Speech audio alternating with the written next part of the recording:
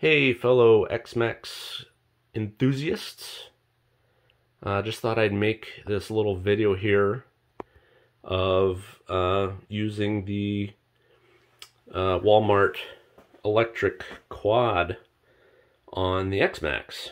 And I've gotten a lot of questions and requests for some pictures on how it mounts with the Traxxas quick release brackets. So hopefully I can explain this well, and I'll take some pictures too and post it in the comments on that pictures that I posted earlier. So, but yeah, it turned out pretty sweet. I still have to figure out getting the hands and feet secured. I have them zip tied to the seat right now for his body, but otherwise it's like a perfect fit. So, all right, I'll show you what's going on under the hood. Put this off to the side. So, basically, you got to cut the entire middle section out. Obviously, start by removing the axles and tires and everything. It was pretty easy. The rear, it's a one-wheel drive. Basically, there's a motor on one side. You'll see it when you get the quad, but you just take the hubcap off the motor side, and then there's a cotter pin for the axle. Once you get that off, you can take the tire off. Couple screws, I think the motor comes off, and then the axle slides out the other side. And then the front basically has a nut. When you flip it over, it has a nut right in the middle. It's basically on the pivot point. Take that nut off, and then there's two screws, one on each side on the, if you want to call it suspension, it's just basically plastic support on each side for the front steering. Take those two screws out, and then the whole assembly comes right off. Super easy. Once you get that all off and remove the battery and wiring and all that stuff, you can flip it over, and I'll kind of show you. So this is the whole center section, which is back like this, that I removed. Basically what you want to do is, I cut down from the underside, I cut down the webs on all four spots, and then around the back side as far as I could get. And I actually used I can show you. I took a stick with a hole, I drilled a hole in it for a Sharpie,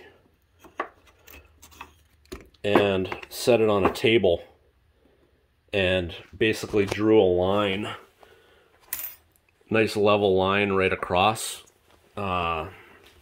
just a hair below this gray bracket here, if that gives you an idea. I think it was like 7.5 inches, the stick to bottom of the stick to the tip of the marker. So that worked out really nice as far as the guideline goes. But once I cut that and the webbing, flip it back over, and then I cut from the inside here, about like 1/4 to 1/2 inch down from this top surface all the way around. Once you get that, I did kind of taper that distance off to the bottom of this notch here. There's this hole's basically for the seat. That's how the front clips in. Don't really need to go any higher than that. I suppose you could a little bit, but I figured the more support in here, the better for strength. Once you get that cut and those webbing cut, that whole center section should come out. And then you just want to clean up basically along these edges here and get any of that webbing you know, removed so it's flush with the sides. It'll just go over the frame of the Xmaxx just that much better. Once you get that out, you got to work on the front, and you can remove this light and whole center section here with 3 screws. There's 1, 2, and 3. Once you get that off, you basically want to cut. These are the remnants of those 2 tubes I was telling you about for the steering support. This kind of crease here, you basically want to cut straight across from that crease as low as you can get it, and then on the inside of that crease kind of go down, cut down at an angle, so then you have clearance for the front body bracket.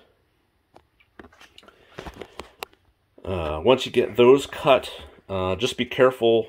I did cut away some of this webbing, which I kind of probably should have marked my holes first. I got really lucky to where this thing had to mount. I still had material left, but I just drilled a hole through and used a heat gun to bend the brackets at like a 90-degree angle on both sides. And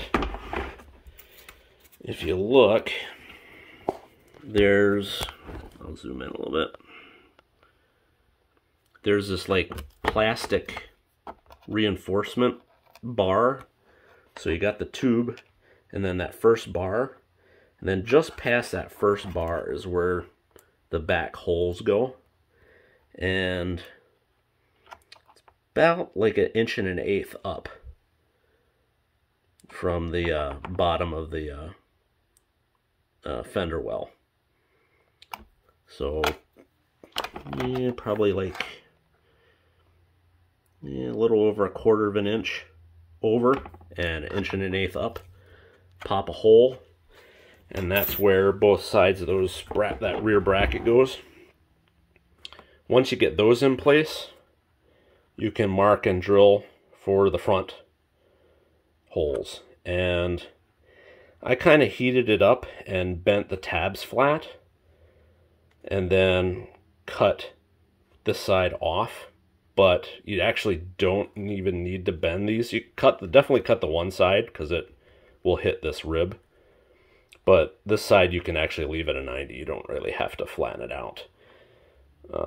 I had to use 2 1/4-20 nuts as spacers, which wound up being, I think, about 12 millimeters thick as far as distance, if that gives you an idea. You guys obviously can measure that or use whatever you want. I did 3D print some spacers that I'll swap those nuts out for, but that will basically get you a pretty level bracket. And let me get this wire out of the way. Once you get the front bracket installed, and the nice thing is too, oh, by the way, about the front screws, is this light and panel actually hide those front screws, so you can't actually see them, which is nice. But once you get that front bracket installed, put it back on the Xmaxx and make sure it's as far forward as it can go. I don't know, you probably can't see it. I got a flashlight here. So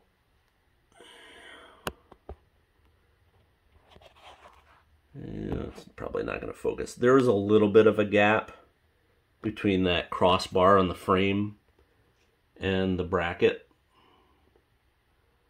There we go. You can kind of see it. But that was basically as far forward as it would go.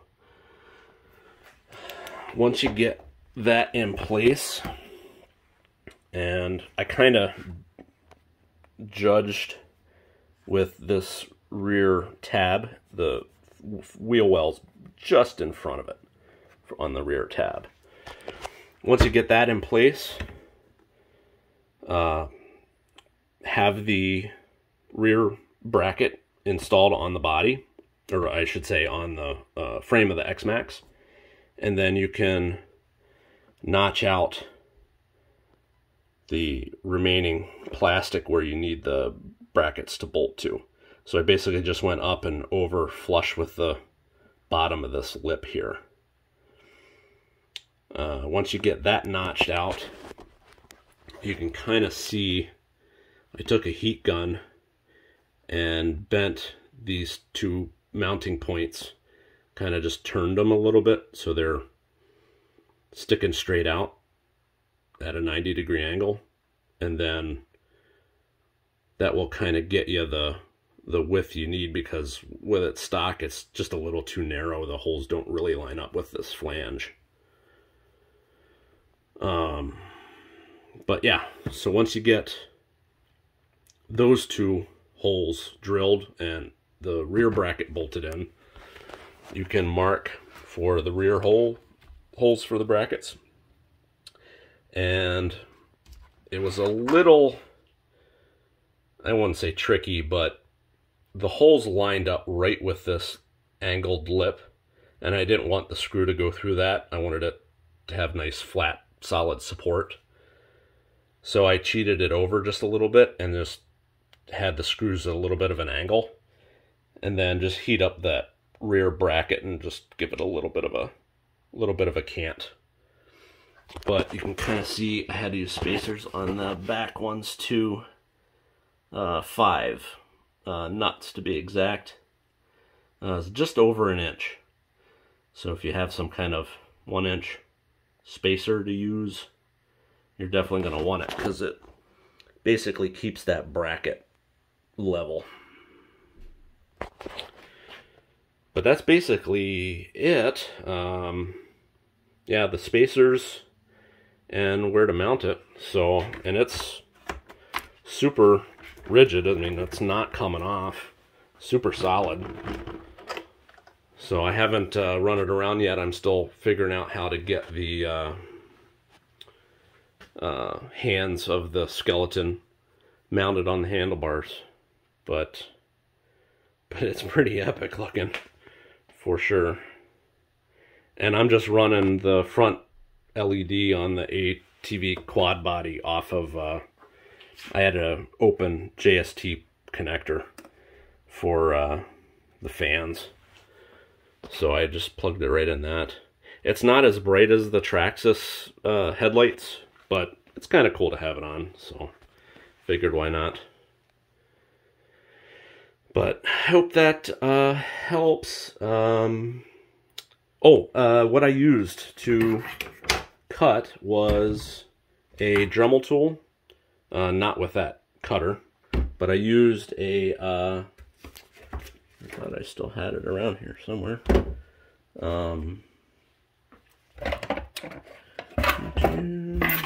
Somewhere around here. Well, basically I used a rotor zip bit, like a, looks like an 1/8 inch drill bit, but it cuts sideways. Worked really, really nice to cut all that plastic out. My Dremel has a high-low. The low seemed to work a little bit better as far as cutting. When you went to high, it melted the plastic more. So just be aware of that. But yeah, it otherwise worked good. You will have to remove the Nerf bars if I didn't mention that already. I think I did. But that's pretty much it. So let me guys know if you have any other questions. I'll post some pics too.